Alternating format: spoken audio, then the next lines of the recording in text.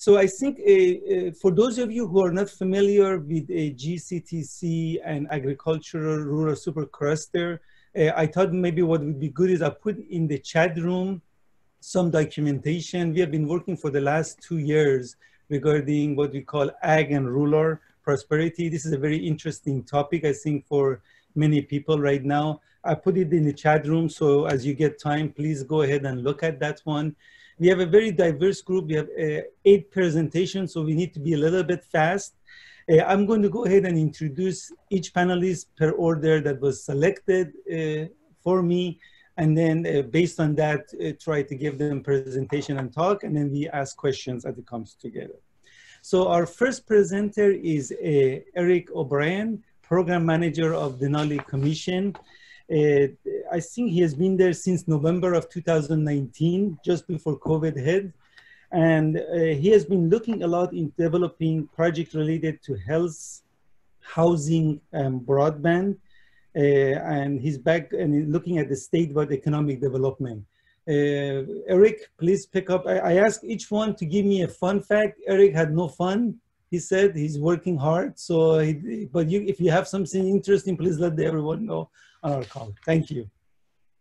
Okay, well, I will add a fun fact because I am a farmer. I also am a fisherman. So when I say I am a farmer of the ocean. And I had the first permitted kelp farm in Alaska. It was a rural Alaska thing, which I will get to, and I did lose that market. And so rather than quitting farming, I started an oyster farm. And so I am still a farmer, and that's a fun fact. Excellent, thank you. Go ahead, please. Okay, so my name is Eric O'Brien, and I am a program manager for the Denali Commission. The Denali Commission is an independent federal funding agency. So we are different than many other agencies, independent, and we're a commission. So we have some extra tools, which I'll get into, but all those kind of lend towards serving our primary market, which is rural Alaska.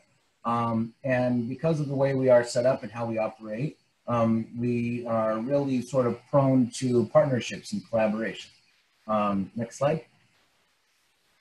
So the mission of the Denali Commission is to be efficient. Most people probably don't think necessarily the first thought about federal government, but again, we have our target area, which is rural Alaska, and we try to really do our projects, our programs, our grants as efficiently as possible. So that means, again, coming back to partnerships, the theme that you'll hear throughout this presentation. We don't have a huge budget. We have quite a small budget. But because of some of these tools that we have, it really lends to those partnerships for collaboration, which is critical for rural Alaska. Probably anywhere rural, but especially rural Alaska. But one of those special tools we have is a broad authority. And essentially, if it touches rural Alaska and it has anything to do with economic development or infrastructure, we can do it. Which again, is going to be a little bit of an offshoot you'd expect from most other federal agencies. We also have some extra tools. Transfer authority, we can pool up funds together with other federal agencies, the state, other private companies, other entities. A good example of this is when we were involved in a community relocation. There were some communities that are on a river system. They were experiencing erosion. They had to move. It's a very expensive, complicated project. We were able to play a relatively small funding role, but because we had this transfer authority, we pooled up all the money from all these other sources, and the project was quite successful. It was a very big project. So there's an example of that. Non-federal match, know your funds. Those are something that people will recognize as being valuable as well. They all lend to that ability to collaborate and partner. So next slide. So if you talk to Alaska, and I did hear on the last presenter, also from Alaska, that Alaska is different. And we do say this a lot, but I wanted to kind of codify that. You know, what does it mean that when we're different? Well, so Alaska is big. You'll also hear Alaskans say that all the time. And we're not bigger than the continental United States. So we are not saying that. However, the distance between spaces is vast. It is as wide as the continental United States. We've got island chains. And island chain stretch is the width of the whole continental United States. And the height of Alaska is fairly similar to the height of the contiguous United States. So again, vast, vast scales. And so you think about from a practical application, huge area with low population density, we don't have roads between our communities. So that's something that kind of is shocking to people, that we've got communities that are, well, real islands, but actually islanded in the sense that they aren't connected to the outside world except for anything from an airplane or a boat. And when I see airplanes in our more remote places, I'm not talking about your 747 or even your commuter planes, your turboprops. I'm talking about a 6-seater Cessna 187. I mean, these are small planes. So just to the scale of how remote it is and how distance it is between the communities. Another thing that's really unique is that the lack of a private sector economy and reliance on subsistence culture. Many of these communities are indigenous majority population, many of our rural communities are, and so that really elevates the importance of subsistence. Now, subsistence, again, things make a lot of sense here. If you've been used to eating the same food types for thousands of years, you are more prevalent to berries and moose and salmon and the kind of foods that you're related to, as opposed to, you know, broccoli and steak and chicken. Now we have those. We are an American society here, but you know, it's what people are used to. And then also, if you were going to fly in your milk and your chicken on an 800-mile journey, and the last leg of that trip is a 187 Cessna, it's going to be expensive, and the cost of that really blow up. So people do these things that make sense because we can speak in the universal language of money, and we try to keep our costs down. So the next slide. And so, you know, speaking from that sense that the costs are high, this does present a unique opportunities. We try to be creative and making our dollars that are available spread as far as possible. So that allows Alaska to be a leader in some areas. Now, these aren't always technological leaders as much as market leaders. So microgrids is one that Alaska, you know, they started developing wind farms in really remote outposts 20 years ago. And if people are on the phone or on the line now, you know, I know personally, I've seen a lot more wind farms in the last 5 to 10 years, massive ones in the big plain states in the lower 48. But these are small turbines and in very far outposts, hundreds of miles away, out on the tundra, out on an island. And they were early. They were out there before many of these other you know, established renewable energy systems were in place. And for people that don't know about wind or solar, you will know the wind doesn't always blow, the sun doesn't always shine. So from an energy perspective, what that means is switching. And when you have your generators running and you're incorporating a certain amount, the magic number tends to be about 15% for these wind and solar panels. And then the clouds come over and block the sun or stops the wind. The system needs to be able to convert very quickly to bring on the additional power. So batteries are an obvious choice. How do you, if you have battery, you just switch over to the battery power. Well, 20 years ago, battery power wasn't what it is today. And even today, it's probably not sufficient at a larger scale. You do see the ratio of renewable raising, but that's a different story. So what you get are these really complex computer systems. And these were so unique in rural Alaska that they were real leaders. And I think you'd see them elsewhere now, but Alaska definitely led the charge in these microgrids for a period of time because we were implementing our renewable energies. Hydro is another one. It's been a long-serving staple of Alaska. It's a more mature technology, of course, but it's been a really valuable anchor for the communities that are lucky enough to have a lot of precipitation and high mountains that you can build those hydro potential. Telehealth is another one. I know personally, to get my doctor on the phone before COVID or even just a year or two ago, it was impossible. I couldn't see the doctor unless I scheduled an appointment and went in and saw that individual. Well, in rural Alaska, people have been picking up the phone and calling their doctor for, I would say, decades. And that's because the alternative is, for one, there's no one on site that has those specialty skills. You know, getting some of those professionals to live in rural Alaska isn't always as easy as far as sourcing those numbers of people. And so people have been used to being able to pick up the phone and call their doctors to troubleshoot and see what their issues are. And eventually they do get on the plane and they go out there. They leave their community and they go to where the specialists are. But it starts with this telehealth. And Alaska was a real leader in that, far before, I would say, most other regions have incorporated now, especially with COVID. Distance learning as well. Now, this is a little bit more nuanced. Alaska doesn't always have the broadband connections that we want or that most people deserve. But as soon as, I would say, in the 5 to 10 year range, we've seen really sophisticated distance delivery services. And I would say that's probably leading the charge for many other rural locales or even urban areas. We had really sophisticated training because, again, those professionals didn't always live in all the communities. Or if you have a town of 100 people, where do you get your history teachers, your geography teachers, and your engineers and all that? And so just by having that distance, it really opened up the scale of what we could provide to our communities. And then today, we're doing virtual reality. And of course, people probably hear about virtual reality and talk about it now, but Alaska's leading.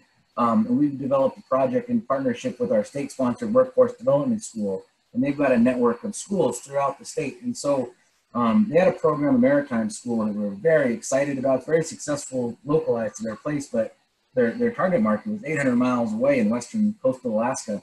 And these students would fly back and forth for 4 years. And at the end of it, they'd end up with the engineer credentials, the skipper's credentials, or the first mate credentials.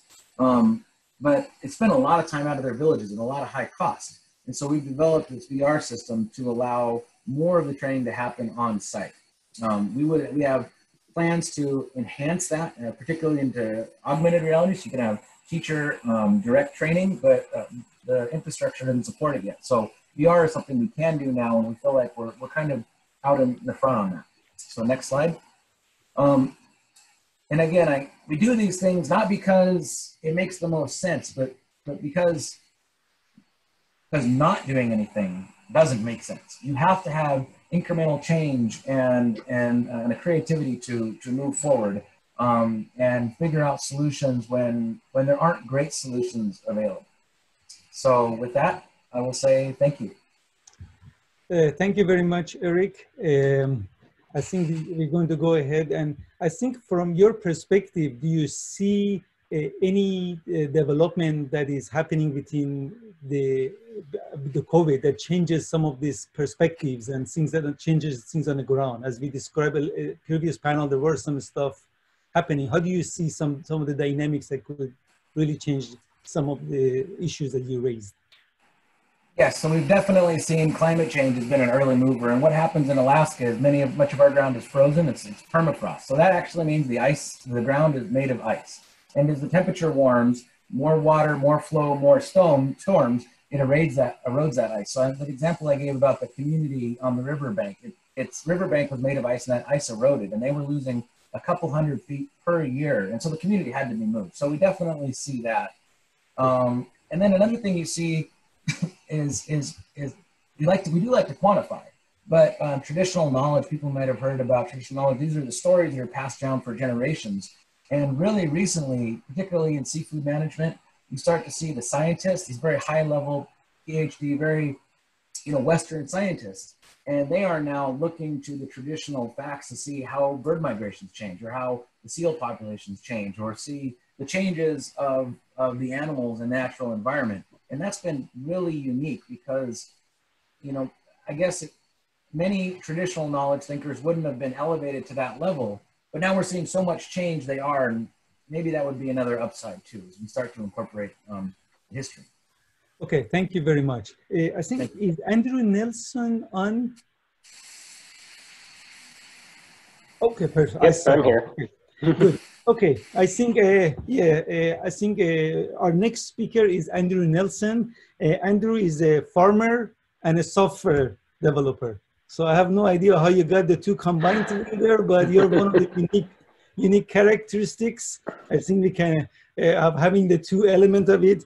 I think that he has been a 5th generation farmer in the Eastern Washington area, and also has been a software development in the Seattle area. So I think it's very unique. And I think that he has been visited a lot by many people from the government to see his area. I think because his knowledge of both technology and farming most probably is very unique on that level. And I think that from the fun fact, I said he likes skiing. So I think Alaska, we have a customer for you for the ice. And yes, he had a chance to go ahead and do that, I see. And one of the things is he combined his skiing with sensors. So you see, technology part of him cannot be left alone. So thank you very much, Andrew. Please go ahead. Yeah, thank you. Thanks for the great introduction. Do you have my slides, or Yep, should I share mine? I think Macy will manage it. I actually didn't get slides for you, but if you have them, you're welcome to share them on the screen. Oh, sure. Yeah. I'm sorry. I think I might have just sent them to Mo, so I will get it up here. We want to challenge Macy, okay? as you're getting your slide, I wanted to really thank I think Macy, I don't know, for all of this week. It's an amazing job, Macy, pulling this together for the last couple of days, what I've seen, and getting organization. I think for any time I do a webinar, I'm going to invite you, because I think you can run it so well. Please do. Happy to help. All right. Can you see my screen up there? See it. Go ahead, please. All right. So I'm Andrew Nelson. I live in Eastern Washington. Thanks for the introduction, Mo. I am a very unique individual who does active software development and farming. And I work with Microsoft a lot on implementing everything inside FarmBeats on our farm. So looking more at the practical applications of it and seeing, you know, trying to poke holes in everything that we do. This is actually my field this last spring, me flying my imaging drone over it to capture data on where weeds are located. So that way I can do some better smart spraying on my fields using less pesticide. And, you know, if there's not a weed there and the pesticide leaves no residual, you might as well not spray it. So that's what I was doing this last spring throughout my field. But this presentation, I'm going to kind of go over more of the connectivity part of FarmBeats throughout our farm. There's quite a few different parts that all work together and make it give me a lot more value. Oh, and PowerPoint's not responding. And you said Microsoft is your partner? Yes. So, okay, and there's some code. Let me pull it back up. There are my two awesome little boys. What I will do is I will just open the presentation and that'll work just fine.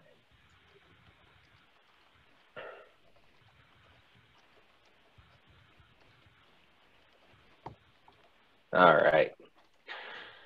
So this is kind of the main slide that I want to go over for the connectivity on my farm. What we have here is a diagram of how I get all the information from my farm to the cloud eventually.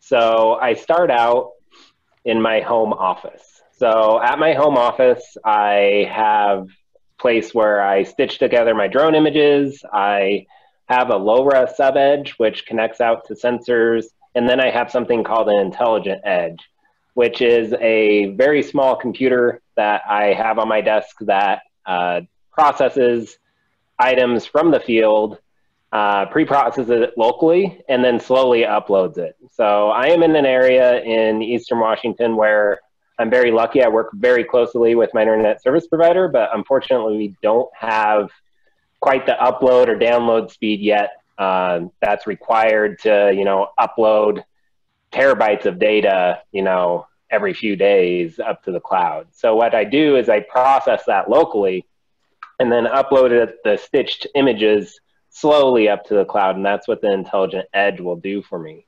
So with that intelligent edge, I'm able to take a small SD card, plug it in, and type one command, and it'll automatically find the fields where the images are located, stitch them together, and associate them for my farm on the cloud. And then from my home office, I have a connection to my shop. And on the top of my shop, I have a TV white space internet connection. If you haven't been to the Palouse area or not, you'll see here that these were pretty hilly. And hills make it really hard to get line of sight communications. And that's why I end up using two different types of TV white space here. So I end up using wideband TV white space and narrowband TV white space. So with my wideband TV white space, I'm able to connect up a shed that's about 3 miles away, non-line of sight, that's on a higher hill. I'm able to get broadband internet there. And also the other good thing about it is I can connect back to my home office from that location and download drone flights as I'm going to another field. So if I have a couple of fields around that spot, so I'm able to do my drone flights while it's flying another field, I'm downloading images to my computer and stitching them right then. And then the other thing that's connected at that shed is a narrowband TV white space tower. So the narrowband is what I run my IoT devices off of. So I have some sensors scattered throughout our farm that connect up with TV white space. They can go all the way, I've tested it all the way up to 15 miles away line of sight. I have a sensor station that's 4 miles away right now that's mounted up. And that provides me atmospheric data. I'm working on integrating in some camera information so that way we can have better stress cams on the actual crop itself. But this way I'm able to scatter my sensor stations, have one location with that narrowband TV white space, and be able to get my connectivity over a much larger area of my farm than just where internet is available. The other really good benefit for me with it is our cell service is very sketchy. And one of the problems you have with that is you can connect some weather stations to cell service, but if you don't have cell service there, then you can't connect a weather station. And I don't have to pay any recurring monthly fees this way. So the monthly fees on cellular provided weather station, if I'm scattering 20 weather stations across my 8,000 acres, that starts to add up very, very quickly. And for a farmer, even of my size, it's just not economically viable for me to be paying that much to get data from my fields, especially when the data stream is so relatively small. That's why the narrowband TV white space does not provide a huge throughput, but for small amounts of data, such as, collecting weather information, it works great for pulling that in. And then I also have another LoRa sub-edge at my shed on the hill where I connect the local, my local weather stations on. So I'm able to use this mix of LoRa and TV white space IoT and TV white space narrowband to kind of get a better blanket of connectivity over our farm. I was even able to test the wideband and get connectivity onto my tractor and combine 2 years ago. And the only problem that I had with that was I had to place my equipment where I couldn't use it at both places at once. So I'm just kind of saving up to make that investment. But in our area, that's kind of the thing that us farmers are having to do. We have to kind of help build out our own network to be able to enable a lot of these smart farming tools. And then I just want to touch on that intelligent edge again, because I think this is really a good stopgap for most farmers and agriculturalists, is having a small computer that can do some of that processing locally to ease the burden on the broadband providers in the area. And then the other really good part about having that processing done locally, I can access the information as soon as it's processed and I don't have to be waiting for downloads. And it doesn't eat up my connection uploading. It's intelligent about it, how it uploads. It'll watch and see what my network traffic is doing. And when there's periods of low network traffic, then that's when it will upload, and then it'll throttle back down when my network traffic goes back up. So that's been very, very important on my farm. Processing, AI for stitching of the drone images, and we're working on, stitching of other information on my local computer. Right now I have it running AI vision for identifying trucks as they pull onto my scales. And what are the speeds that you're getting? So the speeds that I'm getting vary. So during the day when there's less people on, I'll get up to 20 down and 5 or 10 up, which is quite great for our area. But then, you know, if it's the evening or if there's a lot of people at home, then especially with COVID in our area, it keeps fluctuating up and down quite a bit.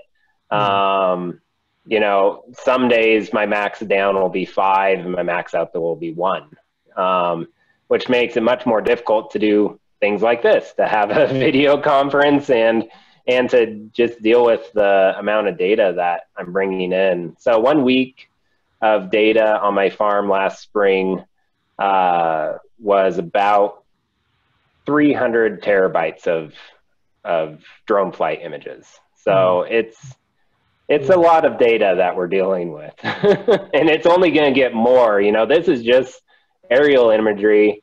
And next year I'm going to try to integrate, you know, on ground LiDAR information. So, you know, combining all these things together, it's just going to compound the amount of data that's needed for, you know, enabling smart agriculture.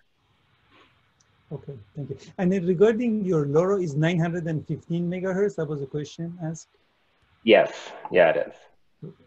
And then the speed of your narrowband TV white space? So the speed of the narrowband TV white space, I think the current protocol we have it on now, it's just under what Green Star needs for speeds, which I'm kind of blanking on. It's about 100K a second or 128K a second.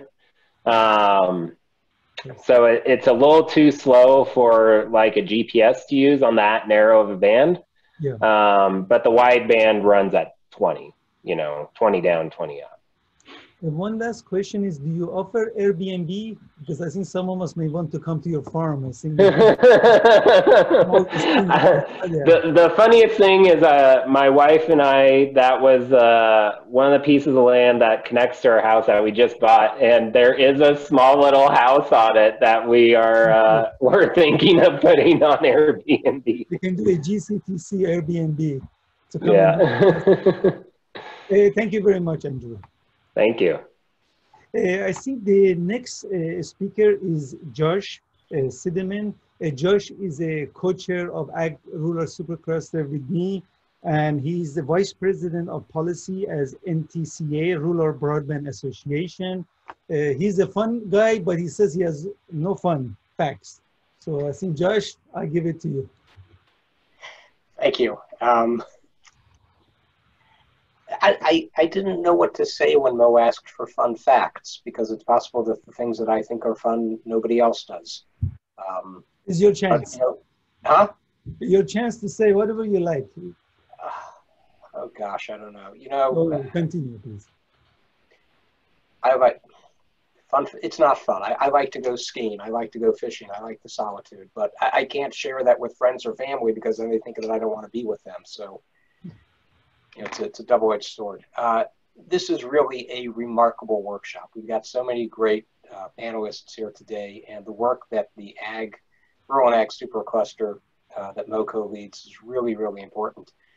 We have spent so many years at NTCA, and I'll describe NTCA as a trade association. We represent about 850 small, locally operated, community-based communications carriers. These are companies that began as telephone companies in the first half of the 20th century, building telephone networks where the Bell Company wouldn't go.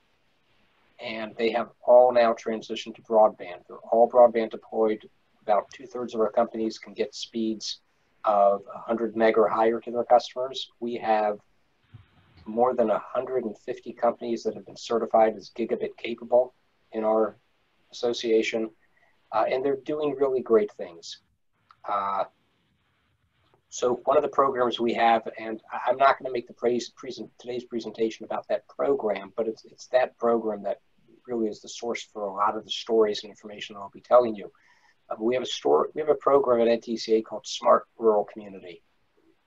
And Smart Rural Community is a program that promotes not simply the matter of deploying broadband throughout rural America, but saying that it's not enough to have the network. You have to have that local broadband provider work with other local leaders, be it the school superintendent, the healthcare administration, public safety, economic development. That's how we charge up and we revitalize rural communities. And you can learn more about that program by going to ntca.org/SMART. Very easy, ntca.org/SMART.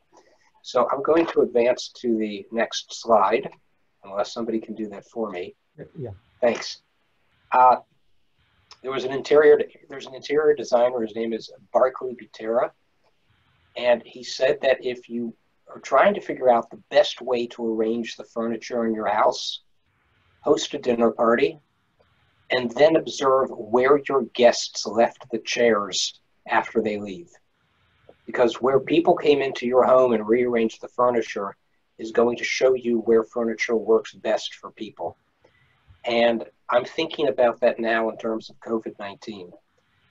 Taking a look at where customers, where users, where schools, healthcare systems, cities, municipalities, public safety organizations, how are they using broadband now? And how is that different than how they used it 8 or 9 months ago?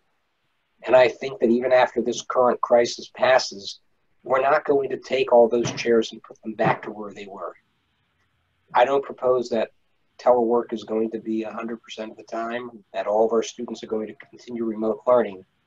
But I do think that telework is going to become more stitched into the fabric of how our economy operates.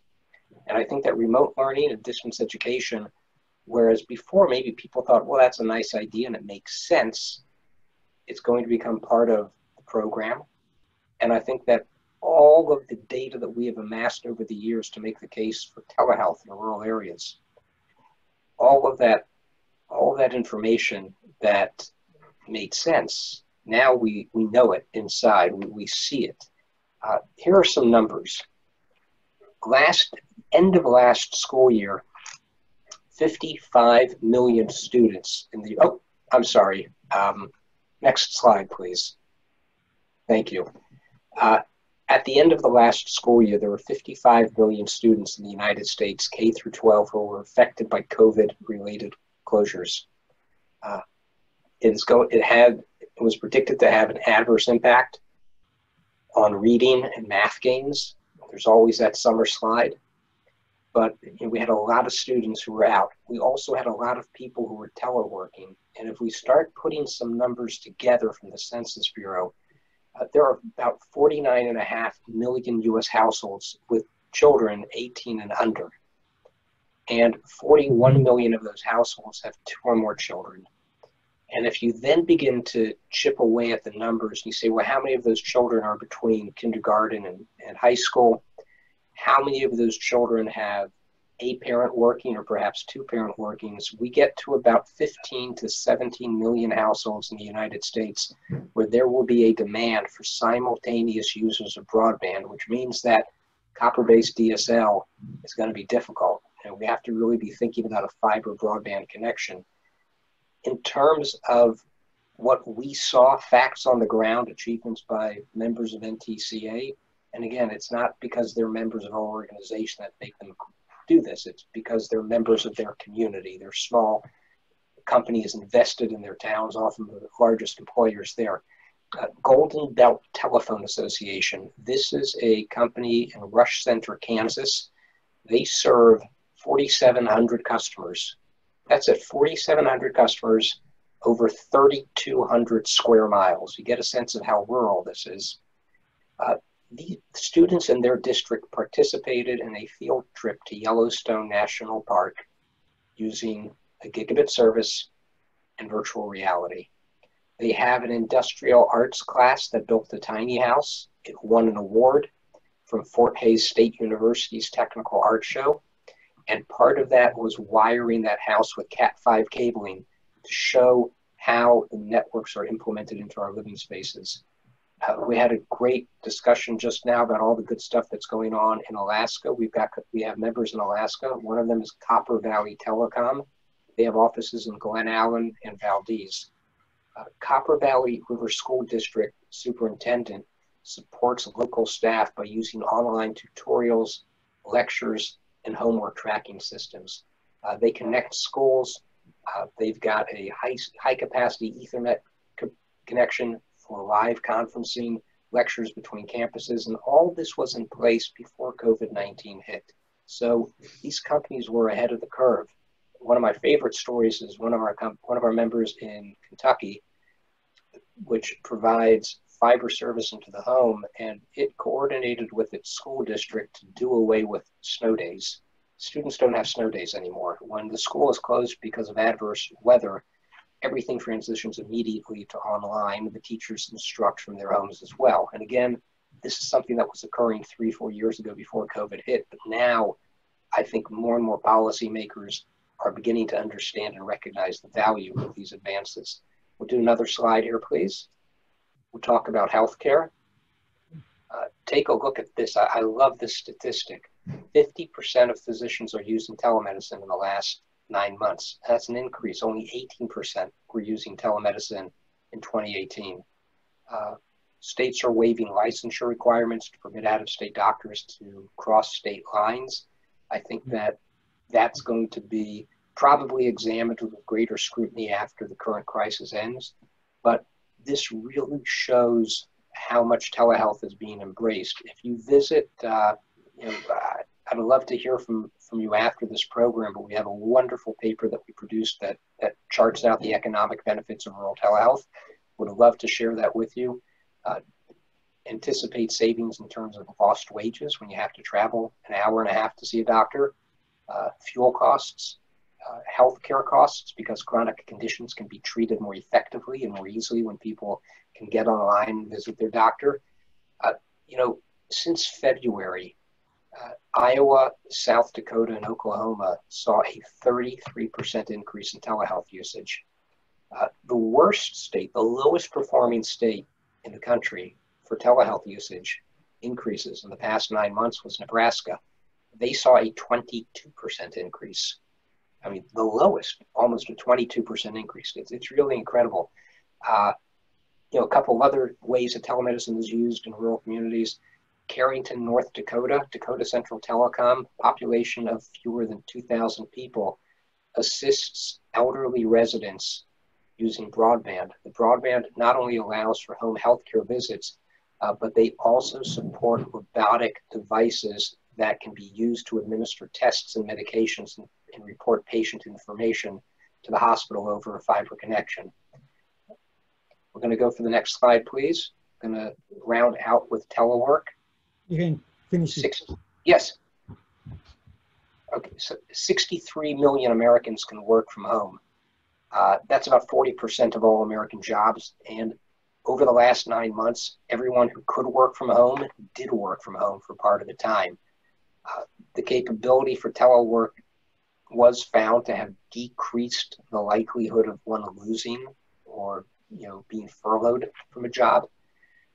We're seeing wonderful things with telework. And again, these are things that are unfortunately happening now, but building on models that were in place for the past several years using broadband in rural communities. In McKee, Kentucky, People's Rural Telephone Cooperative, this is a town with a population of fewer than 1,000. They participate in a multi-county teleworks program, working with other counties in the state of Kentucky, 23 counties to be precise.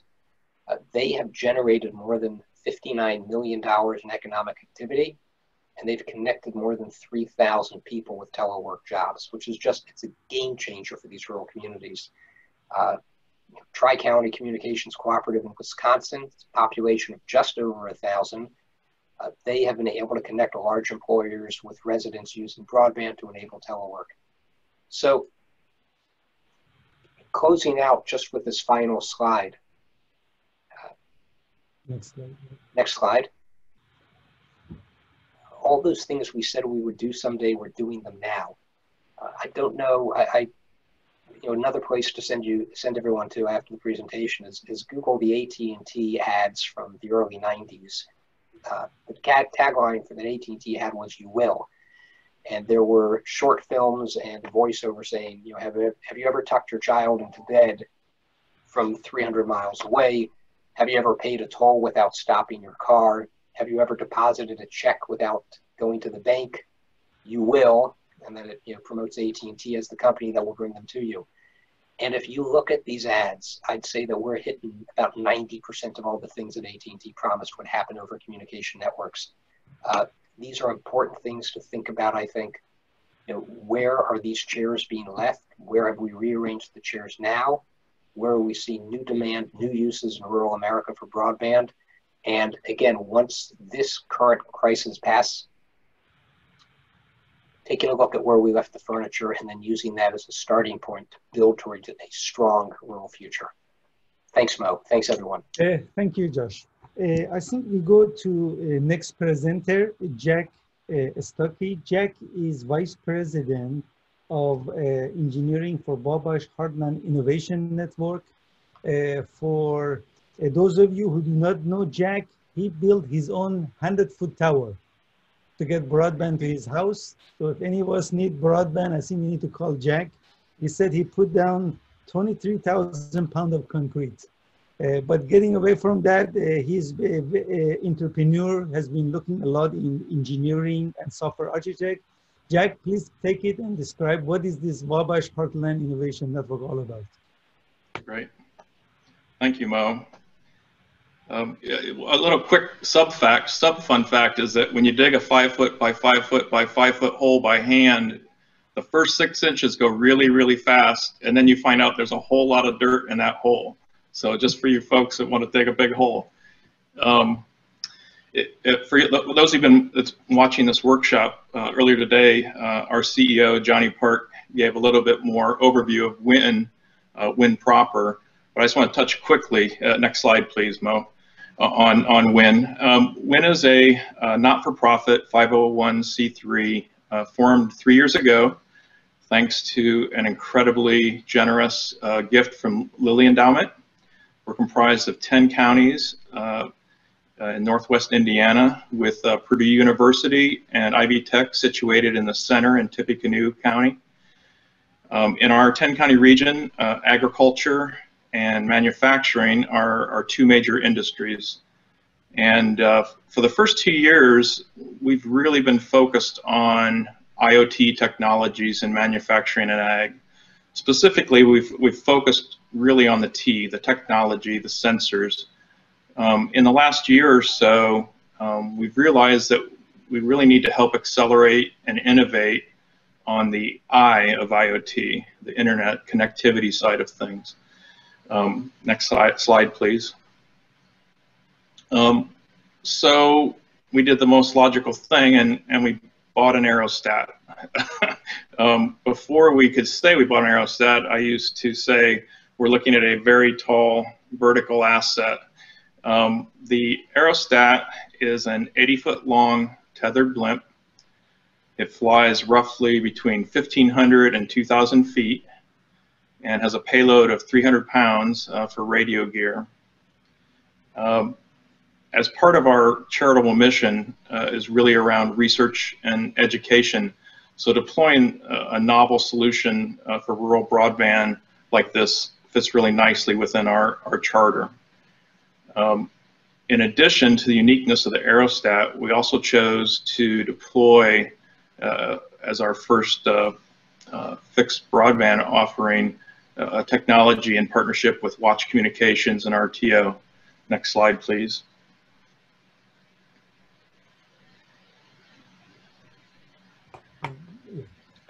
And so the technology we're rolling out here in the next few months is around CBRS, specifically fixed wireless CBRS.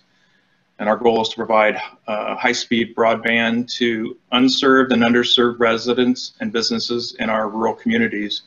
Outside of Tippecanoe, in the Lafayette and West Lafayette area, we have a very rural set of counties. And we see CBRS as an emerging technology where speeds of 100 100 down, 20 up are quite realistic. And due to the extreme height of the aerostat, we believe that a 20-mile radius from the aerostat is quite possible. And we have some unique terrain in our areas. We have a lot of flat areas, but we also have quite a lot of hilly areas and around rivers. We have tree lines, and we also want to test how different sensors and broadband can go through crops. Next slide, please. And in addition to delivering broadband, to stay true to our ultimate goal of IoT in the 10-county region, we will be deploying a LoRaWAN network at the height of 1,500 feet. At the height of 1,500 feet, we believe that we potentially have a 50-mile radius of coverage for IoT sensors in fields, on equipment, on tracking assets such as semis, and also potentially in manufacturing. Again, our goal is to empirically understand exactly what we can and can't do as a research and education. So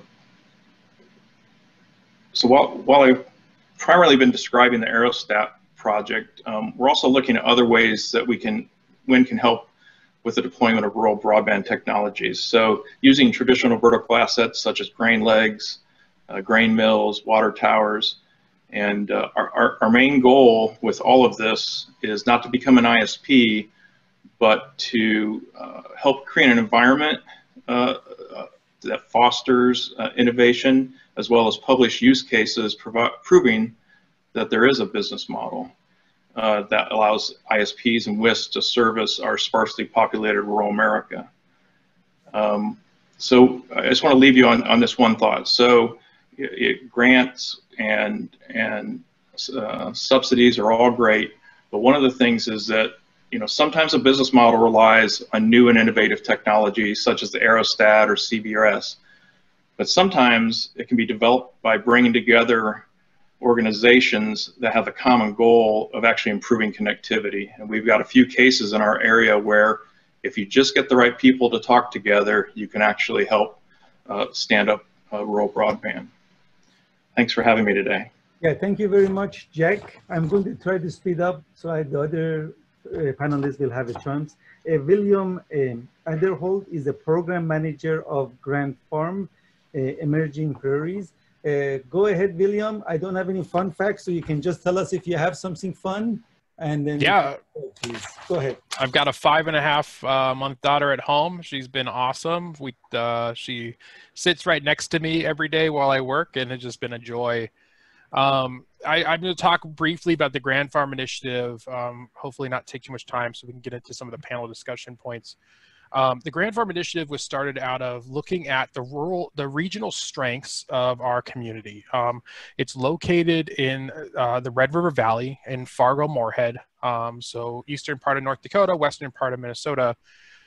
And with that, we just took an inventory of our strengths in our community and tried to think about how we can make a difference in the world. Agriculture became a front and centered point in that. With North Dakota State University and industry booming in agriculture technology, but then also the rich history in agriculture of North Dakota, it just made sense to do a project like this where we could bring the region together. Can you hit the next slide, please? So for us, it was about a moonshot. How can we think of a problem that was big enough that would excite people to be a part of it? For us, that started out as saying, we're going to create a fully autonomous demonstration of agriculture technology to show what can be done quickly if you bring the right players together. We realized very, very fast that some of these autonomous demonstrations were already occurring throughout the world. Harper-Adams University has an amazing demonstration called the hands-free hectare, for instance, which they farm autonomously every year. For us, then we looked at how do we begin to think about the future of agriculture across the entire supply chain. That includes connectivity, the grower operations and the ag tech that goes into that, but also the supply chain of how we get go from the farm to the fork and get food into the consumer's hands. You can hit that next slide. Thank you. When we came up with this idea, we pitched it to some entrepreneurs within the region. On the right-hand side is Barry Batchelor. He was the one that created the challenge that started the Grand Farm. He went out to the community and asked, what is our major? What does Fargo Moorhead in Fargo, North Dakota have the right to contribute to the world? And that question sparked the Grand Farm. He and Brad Smith, Smith's the president of Microsoft, stood up at TEDxFargo and actually presented on these concepts just before the Grand Farm launched.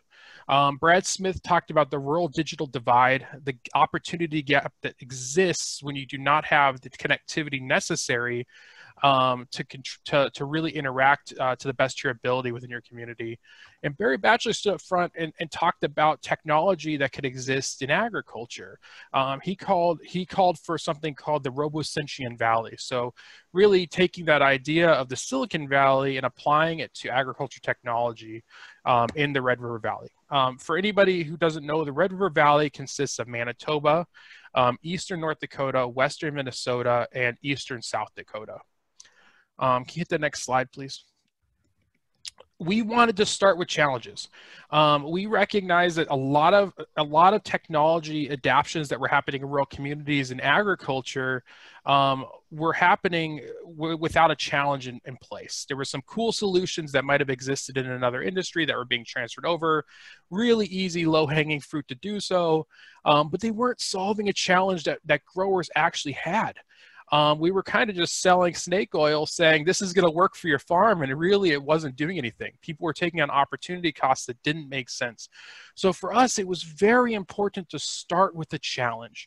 And so we identified 5 challenges. The first was feeding a growing population. Everyone is kind of aware of this one. World's expected to increase to 10 billion people in the next 30 years. We also have to figure out how do we feed that many people in a sustainable way. Because we can grow that much food, but we're going to strip the land, we're going to strip the dirt. So we need to think about those pieces as well. There's an agriculture labor shortage. I think that's very prevalent in the agriculture industry. Farm workforce is aging. There's increased barriers to entry, and then there's out-migration within our rural communities, which I think a lot of us are recognizing. There's a lack of venture capital in the Midwest United States. This was huge for us. We did a survey of world-class venture capital funds, and North Dakota actually had a not applicable. No one was investing in technology or in any industry in North Dakota at the time. We also recognize the workforce skills gap in technology. So even if you came online with this ag tech ecosystem, there wasn't the technologists to do the work. Microsoft just came out with this amazing report saying that there will be 150 million open software development jobs throughout the world that will go unfilled in the next 5 years. So a huge gap in the workforce that's available. And then agriculture safety. This is something that hits home at our hearts. I've done risky things on farms that I've worked on. I know a lot of people who do risky things on a regular basis, but agriculture work is a top 10 most dangerous job in the United States. In places like the UK, it's the top most dangerous job, where people die yearly and are put into harm's way to do this work for us, to bring us food. Can you hit that next slide for me?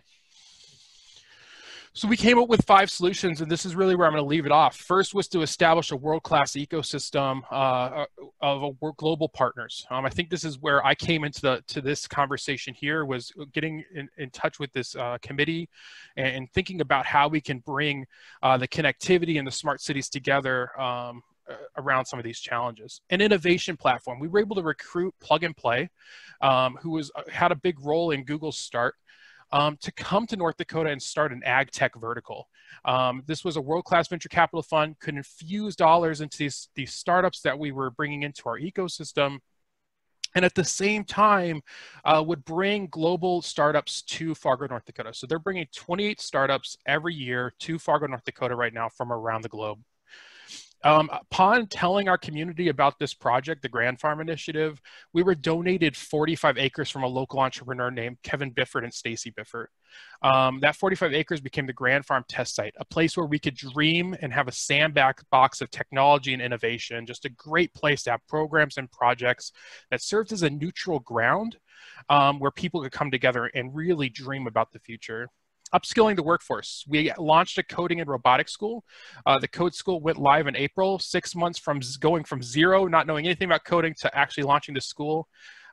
We had 13 graduates just a few months ago. Within 1 month, 12 out of 13 graduates were 12 out of 13 graduates were placed in industry as software developers, full-time roles, and on average they doubled their salary from $24,000 to about $50,000 per year. And that was a 20-week experience. And then finally, policy. We recognize the need for discussions like this around policy and what we could be doing in the world, and what are the barriers for that to exist. For us, that could look at like something like, we had FCC Chairman Ajit Pai come to the Grand Farm last year in November and talk about rural connectivity. And that tour that he was on led to the $20 billion rural broadband fund that was created with a $1 billion allocation into precision agriculture. We're continuing to work with that FCC task force to think about what the future of connectivity could look like.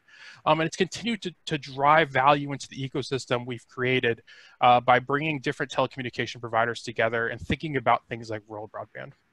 If you can hit the next slide, please. I think we can go ahead, yeah. Thanks. If you do want to, if you do want to reach out or anything, here's my information.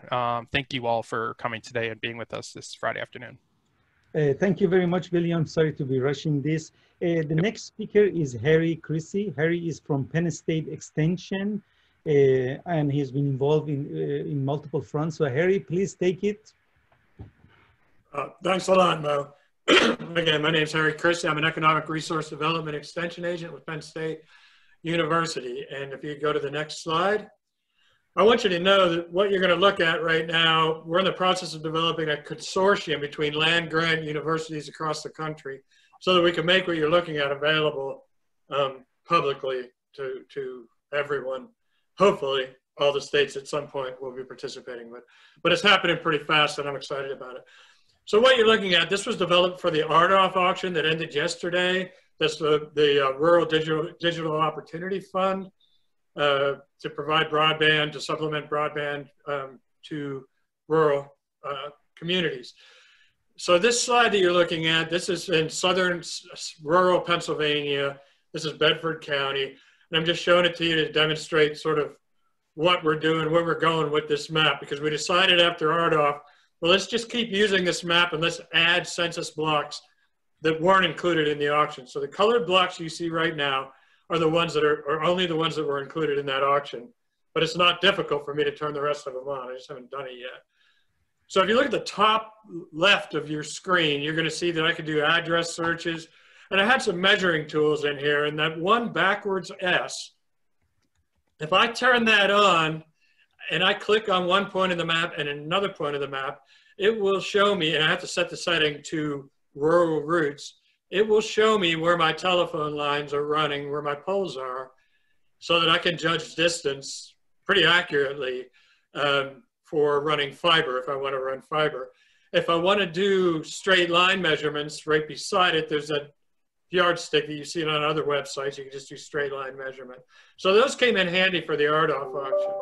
Now, if you look on the right side of your screen at the legend, you'll see I have Bedford Farms, so that's Bedford County. I turned the farms on for that one. And then it tells you what sort of technology is delivering the broadband for those census blocks. This is block level data. And it tells you how many households are in each of those blocks. So where we want to look today, if you look at this block in the center, and you'll see it says in blue, $271,983. That's the annual reserve price that's available from RDOF. If you look just west and barely north of that, you'll see a dot. That's the farm we're going to look at. And if you look due northwest from there, you're going to see a cluster of towers below a red triangle. That red triangle means, incidentally, that there's absolutely no listed service filed with the FCC for that census block. So that cluster of towers is probably really one, maybe two towers at the highest point in that region. And that's what we're using as a study point for what we're talking about today. I think that's all I want off of that slide. Yeah, so if I clicked on that dot that I just showed you, to the left of that number, that's the data for that farm. Now I blacked out some of their data, you know, for their own protection. I don't know that it was necessary, but I did. But it tells me what they produce with the NAICS code and the SIC code, so I can tell what they produce. That's just to give you the idea of what's available. And if you look to the left, you're going to see a big ridge there. And that was a concern, and that was sort of why I picked this farm. And everything else, what you're looking at, again, due northwest are the towers that we're trying to connect to. So if I click on those towers, next slide, it's going to tell me how high the tower is and who owns it, who I have to contact. And that tower is 89.3 meters, or 293 feet. So that, on top of, we can go to the next slide. So on top of that, I can add that to the elevation from my topo map, and I know that the top of the tower is 2,600 feet. And from my topo map, I can also look at that farm and say, my elevation on that farm is 1,070 feet. And I may have some line of sight issues because I have that ridge. And honestly, and I know I'm 2.75 miles from that tower.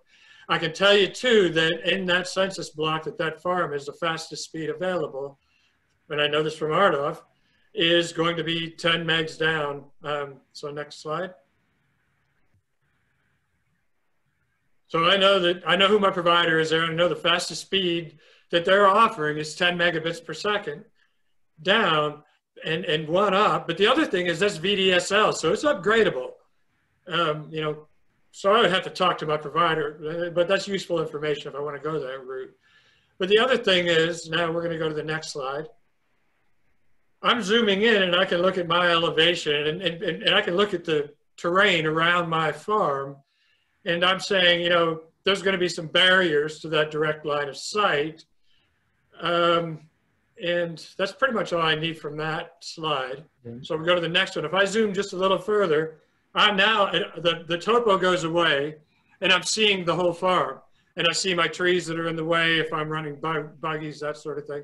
So I can do my farm plan and my connection to those towers based on that data that we just looked at. We ran through this really fast, but it's useful information if I'm going to do estimates for cost to connect to the farm to do precision ag on these farms. Now this farm, it's mostly specialty crops just from the satellite view that I'm looking at here. But I just wanted to demonstrate the technology because in Pennsylvania, we're very mountainous. And this is important here. So maybe in the plains, it's not going to be as useful, but it will be useful in other ways. And again, we're forming a consortium right now with other land grant universities so that we can provide this data. This is all public data, and we can get it up very quickly so that you have access. Harry, can this be used across all the regions? Yes. All the rural market, because that will help to get the data, correct? Yes, so right now we have it mapped for Pennsylvania and part of Western New York because we did that for the school districts because in August, schools were getting ready to go back into session and we needed them to know who had broadband and who didn't. So separate from this map, we did a separate map that has all the data for census blocks throughout Pennsylvania in 2 counties in Western New York that chose that, well, that I was working in that area, so I just put them on. But now we're going to grow this to state to state so that this will be available at census block level across the country. Okay. And if you go to the next one, it has my contact information. And unfortunately, I have to get on with the Federal Reserve in about 8 minutes. So I can't stay on very much longer. But I really appreciate you guys having us on. And I really love what I'm seeing. We will send you all the hard questions. I'm dodging. If you have any hard questions for the next 9 minutes, I can, well, somebody I think goes after me. I don't know. But no, you can contact me. HJC115@psu.edu. Mo has all my contact information. Okay. And I'm happy to connect. It's called Broadband Map 911. So that's what that is. That's right. Okay, thank you very much. I think the next speaker is Sean Irvine. He's Economic Development Director for City of Independence. Sean has been one of the key leaders in GCTC, has been working us and very knowledgeable on the ground. Thank you very much, Sean, for joining. Thanks, Mo. Happy to be here. Let me see. Fun fact for Sean, he has been living in Paraguay, South America, doing municipal development. Okay, at the end, we're going to give the best prize for the most fun person. Okay, guys? I have lived in Paraguay. I'm not currently living in Paraguay. But yeah, so I don't have any slides today. I'm just gonna chat real quick about what we've got going on. So I'm the Economic Development Director for City of Independence, Oregon. We're a small rural community in Western Oregon, about halfway between Portland and Eugene, if you're familiar with your Oregon geography. In 2006, 2007, we built out our own municipal fiber to the home network with our neighboring city of Monmouth. We got fiber to every home and business in the two communities. And just a quick side note, I know I'm preaching to the converted here, but broadband really is a completely critical resource. The same as electricity was back in the before times. I mean, in terms of accessing higher wage jobs through telecommuting, especially now once COVID happened, people have to work from home. We had no trouble with that. When I think about, the position other rural communities are in, and then especially with distance learning, most of our kids already have in-home connections. We actually got a grant to literally create hardline connections to the house of every underserved kid in Independence and Monmouth and pay for their internet through the end of this calendar year. And we're also building out 25 Wi-Fi zones centered around low-income housing developments and public facilities in the two communities, so that people outside of town or low-income people who just moved recently into town can still have access for online learning. So that would have been impossible if we didn't have this network to to kind of build off of. So, and it really, I think it ties to what we're trying to do, and I think Josh really covered has the right term, which is essentially being a smart rural community. We're looking to leverage our broadband to flip the script, show that rural communities, are places of innovation, they're places with great quality of life, and they're places of prosperity. And, that holistic perspective, I think, is critical to rural communities succeeding in the future. So we've done, a bunch of smart city projects, engagement, things like that. But our greatest asset as a rural community is our natural resources. And for us, that's agriculture. We've got, in Oregon, in the Mid-Valley where we are, we grow 170 specialty crops. And, if you want to talk about innovative entrepreneurs, farmers are, the most innovative entrepreneur that I have ever, been able to talk to. So what we did was we said, let's build out an agriculture innovation ecosystem, around our community. We created ag tech meetups. We've done pilot projects, research projects, really to kind of get people connected and thinking about these types of things, because we want to become an interface between urban technology and rural agriculture. And one of the earlier speakers really, I think, phrased this as well, but for us, it's critical that it is grower centric. There's a lot of people out there developing a lot of solutions, then going around looking for problems. We want to, we are working with our farmers, because they don't have time for that kind of stuff. It's like, I got problems. I'm going to tell you what those problems are. And if you can find a solution for me, awesome. Otherwise, don't talk to me. So that's really the angle that we're coming at is, work with growers to find problems, connect them with solutions. In a perfect world, we're creating startups, we're creating jobs. I'm an economic development guy. That's the name of the game. But for me, fundamentally, we're also making our farmers more prosperous. We're making them money, whether or not we're actually creating new companies in our area. And that is still a win for our region. Some examples, one of our meetups generated an idea around supply chain logistics. We were able to partner with Intel and a vertically integrated blueberry packer to put sensors in every tote as they were harvesting blueberries and monitor the crop from the field all the way to the final distribution center, monitoring, temperature, light, shock, location, all of these things to ensure the viability of the crop from the field to the final distribution center. And then they were able to use blockchain to authenticate the handoffs, which was kind of a nice pilot for potentially being able to digitize the food safety regime and enable, look back and look forward tracing, a lot of things like that. We also, last spring, created an agricultural innovation challenge. You know, we partnered with the Technology Association of Oregon to go, we literally went around to a bunch of farmers and curated their problems. So, you know, what are those problems that you and all your farmer friends wish somebody would solve? And then we pitched those problems to an audience of technologists and entrepreneurs who then ran through a 1-week design sprint to conceptualize and prototype solutions and pitch them back to the farmers. You know, again, the value of broadband, this launched April 1st. And so we had to pivot to a purely online event in about 2 weeks, but it worked really well. The farmers had online office hours, and we were able to actually expand our audience to folks from several different states as well, including a bunch of rural communities in other states. And it was really successful, and several of the proposed solutions have legs and are continuing to proceed. So, you know, that's kind of where we've been. One of our partners, we actually just got a EDA Build to Scale grant. And so what we're going to do is now be able to expand. It's always been a little odd. I'm a kind of a city guy working with agriculture. Now we're going to expand this to encompass the entire Mid-Willamette Valley, you know, to build a grower network of innovative farmers who want to get connected to startups, work with those startups to help them develop their product, and then potentially become the first customers for those startups, you know, when they develop something promising, and then run more of these ideation programs like the Innovation Challenge. We've been able to connect with an organization called Ag Launch out in Tennessee and Ag Ventures Alliance in Iowa. They're basically where we want to be. You know, they're about 3 or 4 years down the road from us, so we're shamelessly copying a lot of what they've done, you know, leveraging that. But then what's really exciting is we're going to be able to essentially share back and forth, you know, businesses, entrepreneurs, mentors. So I'll leave you with, you know, a quick story on that. They are working with a company that is using drones to spread cover cropping seed, but they don't have a lot of cover cropping seed out there apparently. So we in Oregon, in the Mid-Valley, we actually have a lot of cover crop farms. So we have connected one of our you know, innovators in cover crop seed production. He sent 600 pounds of his cover crop seed out to Tennessee so it could be spread by drone for field trials. You know, so it's a great, you know, potential to open up new markets for him.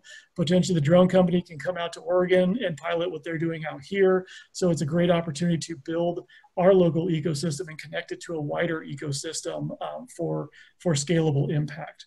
I know we're kind of short on time, so I'm going to leave it at that for now, but feel free to reach out anytime to me. Thank you very much, Sean. I appreciate that. Last but not least, I think Sam Musso, I think Suku and Jean, I have some challenge for you because we want to go ahead and do the fun fact for Sam. He scuba dives with sharks, he plays piano, and he has been in a movie. I think, Sam, you beat us all on this one. So if you could do it in 5 minutes, Sam, so we can have Q&A. I apologize for rushing you. Go ahead. Oh, 5 minutes. Okay, I'll try. So next slide, please. Yep. Yeah, we can skip that. We don't have time for the agenda. All right, so the challenge. Well, first off, thank you, Mo, and thank you to the panelists. Glad to be here. All right, so what is the challenge and what is it that we're trying to achieve? Well, it is unfortunate that 29% of the farms in the US do not have internet access, and more than 20 million Americans in rural communities lack access to the internet. We know that broadband access is essential for farmers to communicate with their customers and to gain access to the market. Farmers want their crops and businesses to be more productive and efficient, obviously. And as Sean Irvine just mentioned, broadband is critical for economic development. We know that precision agriculture technologies can help us pinpoint a location of pesticides, dry soil, or spots in the field where nutrients are needed. We need to be able to detect anomalies and prescribe adequate measures in a timely fashion. Farmers simply need in-depth knowledge about their farms to be more productive, reduce costs, and achieve sustainable culture. Well, guess what? We can't achieve any of that unless we have some sort of connectivity to our fields. And in rural areas where cables or Wi-Fi are not available, a viable and effective solution to make data-rich farming possible is called TV white space, which I know Mr. Wilson touched on today, but I'm going to go in depth a little bit. Next slide, please. All right, so what is TV white space? We all are familiar with the TV signals. TV stations transmit radio frequencies, and your TV picks those signals through the antennas, built-in antennas, so you can watch your favorite TV shows. Well, those TV signals are transmitted in different frequency channels.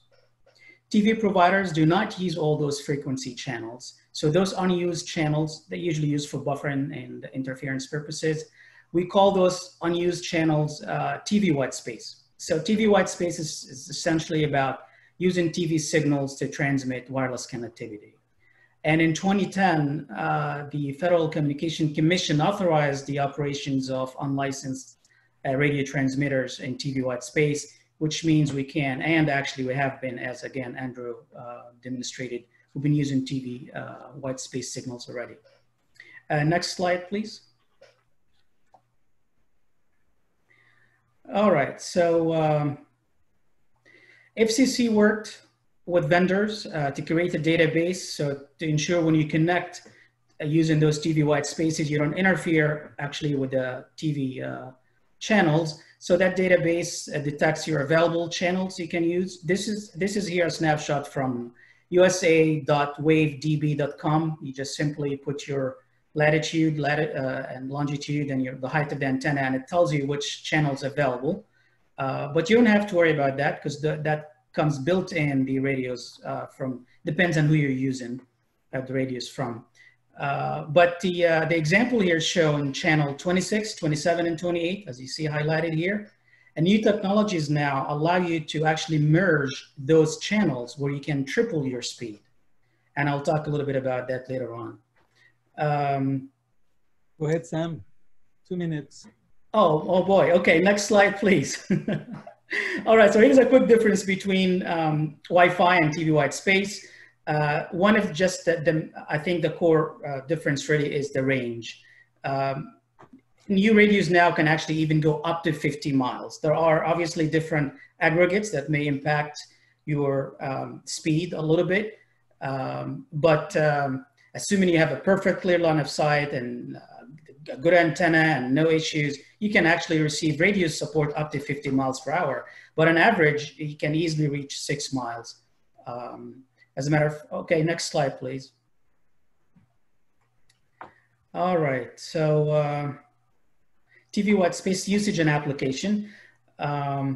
All right, well, TV white space technology works very well in rural areas. We know that where you have actually less people and high availability of frequencies and less saturated airwaves.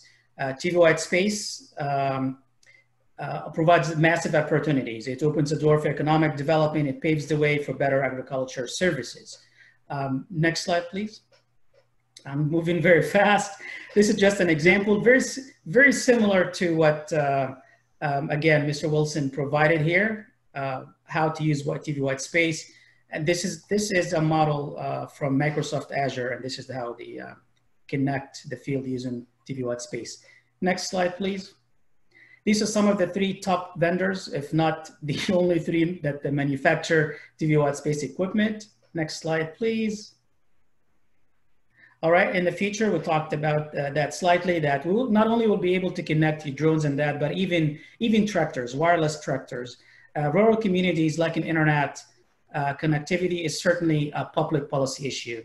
That's the issue I want to raise in here, or the topic I want to raise in here. And we must really work collectively to address this issue.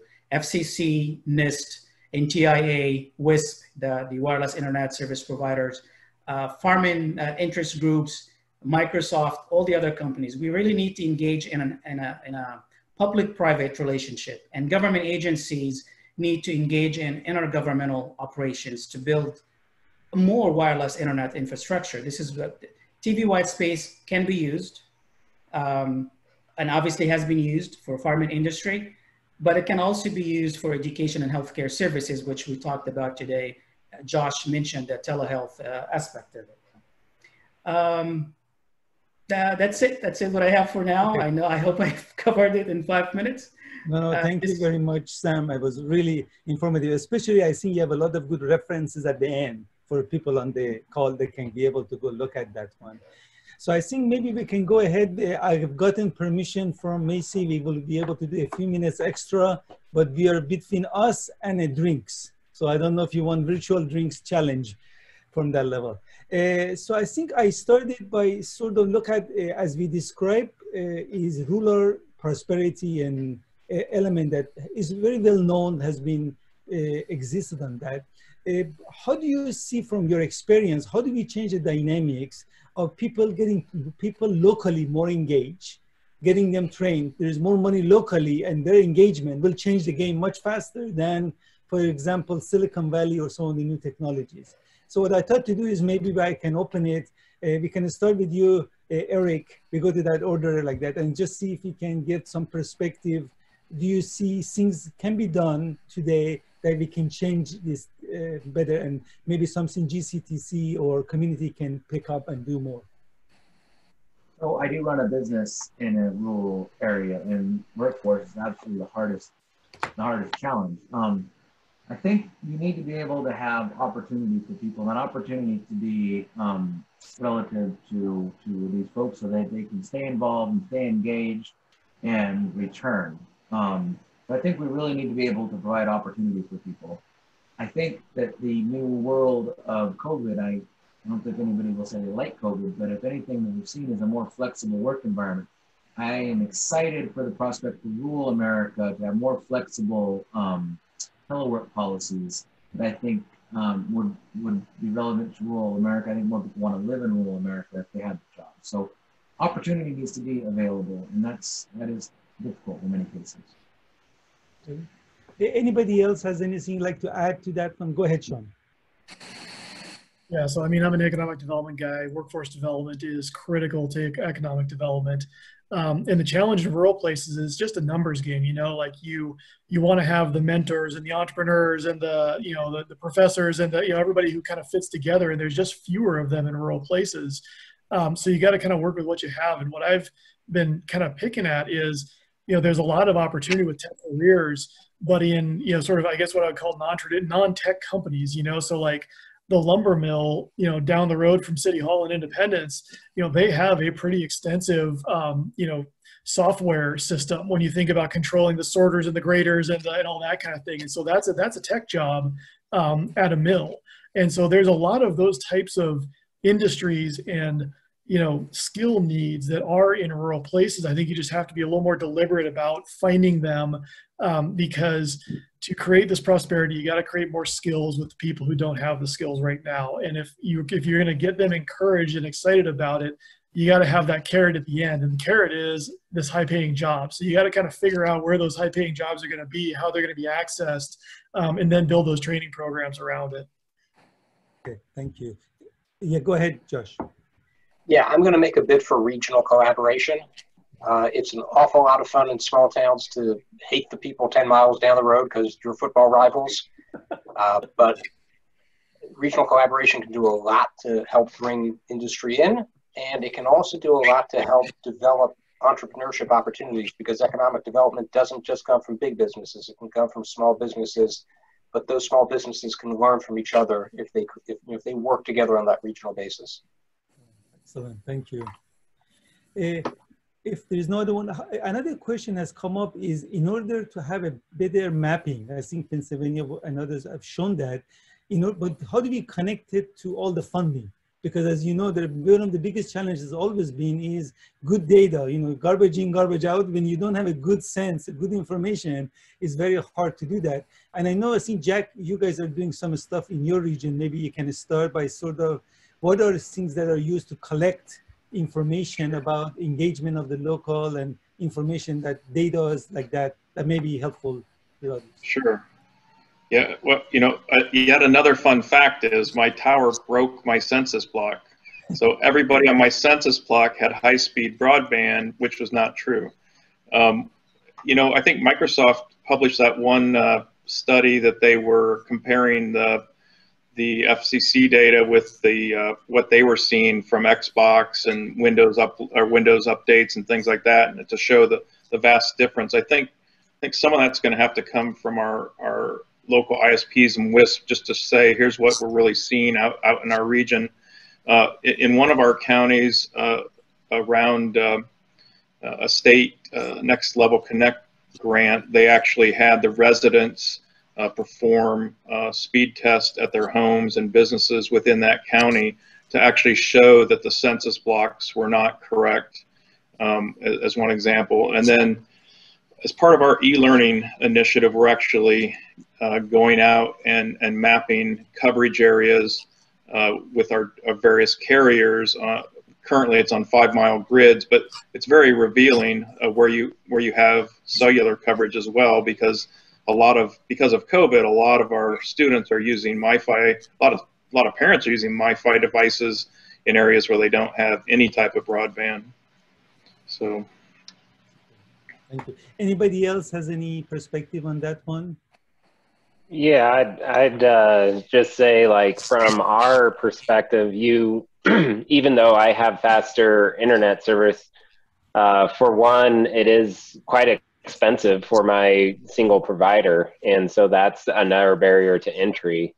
And then for another, the cell service, even though the maps show one thing, you know, our actual carrier connectivity is pretty terrible. Since COVID, so many people have had to use MiFis that, you know, one carrier's data is basically 0 during the day. Like, I can't even get a weather app to load.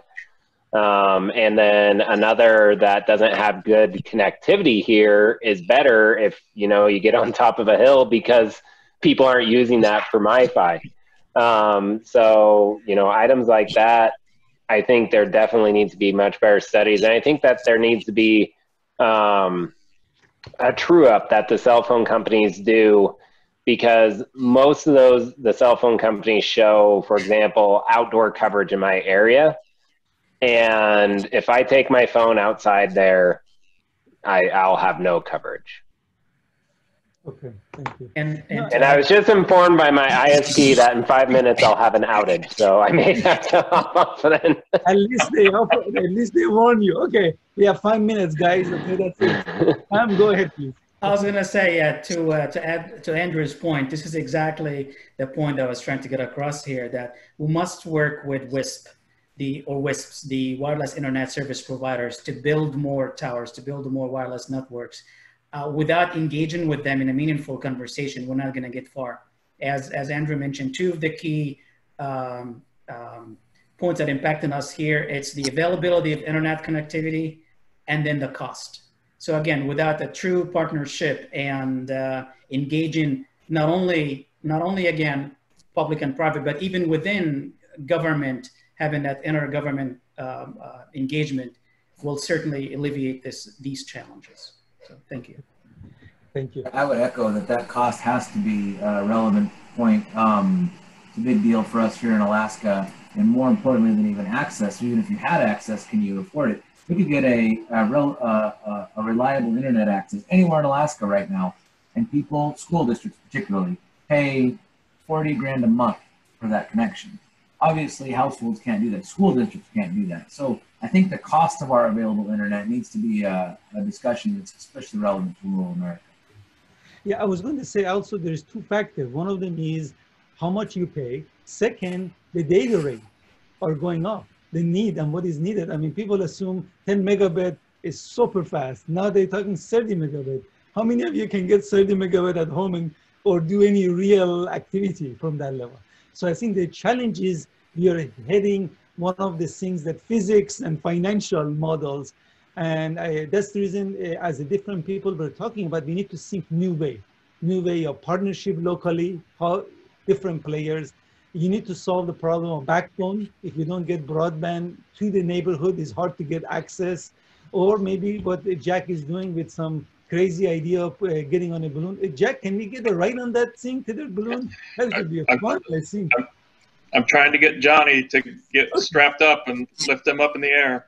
I think that by itself, I think we're going to go Andrew's farm, then we're going to come to visit you. I think maybe I allow each person to see what are the kind of observation they've had, any feedback they can have for the rural communities and engagement, maybe what we can do as a community better as a GCTC Any recommendation from anyone on the call? Go ahead, Sean. I mean, I guess for me, it's mostly connecting with other folks who are doing similar things. You know, I think we really are about to take our initiative up to a whole nother level. I think in a not entirely, but in large part because of our connection with Ag Launch, which, you know, it's funny. I actually met Pete from Ag Launch originally at the GCTC Smart Ag Rural Workshop in Indiana. And then, you know, kind of was like, yo, this is awesome, but we're too early stage. And then kind of got reintroduced to him through a different route. And it was like, yeah, the timing is perfect here. So it's that kind of stuff for me where it's like somebody to play the connector role, knowing, hey, these folks over here are doing this, these folks over here need that. And to be able to play matchmaker in a certain respect. Thanks, Sean. Andrew, you want to go next because I know that you may lose your connection. Yeah, sure. So one of my things is the Rural Broadband Initiative is great, but one of the problems is the small ISPs can't get some of the equipment or fiber that they need to actually implement it. So you have all these small companies that can't get access to fiber because they're a small company versus a large company like Ziply. So for example, we're having this fiber initiative to the home here, and our fiber has been delayed for 6 or 8 months, and they delayed them again another 6 months because it's a smaller purchase of fiber, not a big one. So something at the national level where we can get a national stockpile or something to actually make this worthwhile makes sense, because otherwise the government's throwing a bunch of money and it's doing nothing. And then in terms of smart farms, I think that, yeah, partnerships and getting universities and companies to work together with farmers and solve real problems is something that I think is going to be very valuable to the future. Okay. Thank you very much, Andrew. William, you want to go ahead? Oh. Maybe, yeah, go ahead, William. Yeah, no, I just trying to think about how I can offer a unique perspective.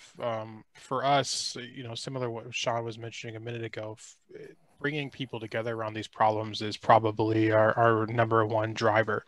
How do we take a problem that exists today and really make meaningful steps forward by bringing together collaborations across industry, higher education, and government? And I think once you're able to create those neutral platforms to allow for that collaboration, we can get to those solutions quickly. Okay, thank you very much. Jack, I think you had your hand. Yeah. You know, pre-COVID, you know, necessity is the mother of all invention. And so pre-COVID, the people that needed rural broadband would do crazy things like digging holes in their backyard and putting up antenna towers. Post-COVID, as much as I hate COVID, I think it's reached critical mass now, where in the past, we've been worried that if we provide technology that some of the residents won't adopt it. They just won't in rural America. And so now between e-learning and teleworking, I think that you're going to see much greater demand from the actual residents. So I think you're going to see a lot more local movements demanding broadband in their areas. And even local government's flexibility to support, and even people looking out of the box ideas you described. Anybody else? Sam, you have anything else from your perspective you'd like to add? Oh, you're muted. Sorry. Yeah, I was going to say, no, I already stressed the fact that we seriously need to work with the wireless internet service provider. That's in my opinion, the number one thing we need to focus on. I mean, we know what the problem is. We know how to fix it, but it's a matter of how now. How are we going to actually implement the solutions that we have been brainstorming for a while, which is, again, having more wireless towers, wireless internet access. And to do that, we have to figure a way to work with WISP, or WISPA, the Association of Wireless Internet Service Provider, to get more towers. And I think one last thought that I thought is maybe just to close up the session is thank you very much. I think it's a very diverse group, and you see it's a tough problem and it's not nothing new. But the federal government is putting billions of dollars now in this area, which I think is a very interesting. And as some of you mentioned, because of COVID, there is some new way to look at some of the policymakers like that. So I think one of the key things I think in GCTC, as we have been forming on, to look at, take these elements and maybe take this 40 million rural community, make them stronger as one representation, and build that bridges that Sean and a few of you have mentioned that we need to build. I think that that's all I had. I wanted to thank you, everyone. I think Macy, Jean, we go back to you for a drink. Great, thank you all so much. That was a great way to finish off the panel. So really appreciate you all participating today. And I'm actually gonna unmute Jean because I know that she has something to say too. Let me. Jean has never anything to say. She always has the best things to say. I don't know what you're talking about. Thanks, Macy. Hey, listen, I just want to say, just an amazing panel. I mean, you know, you guys have really kind of, I think, honed in on kind of how the attitudes have changed and kind of the real problems that I think people can grapple with. So I think that's great. Thank you so much. I want to thank everybody who attended our workshop on smart regions and recovery, resiliency, and innovation. And I think this panel alone just talked about all those things and how important it is as we go forward. If you'd like to join the Smart Regions Collaborative and kind of work with the folks you've heard this of the last couple of days, you know, reach out to Macy or I, which is great. I just think that we have, you know, I mean, I guess at my end of the day, I say, but there's a lot of brain power in the last couple of days. I mean, I think these are people who can make this work. But I also have to do my formal thank yous to my agency, to NIST, to US Ignite and NARC for being the sponsors, and all the speakers and the moderators. That so I know is a lot of work, and our planning committee. So thank you so much. Everybody have a great weekend. Yep.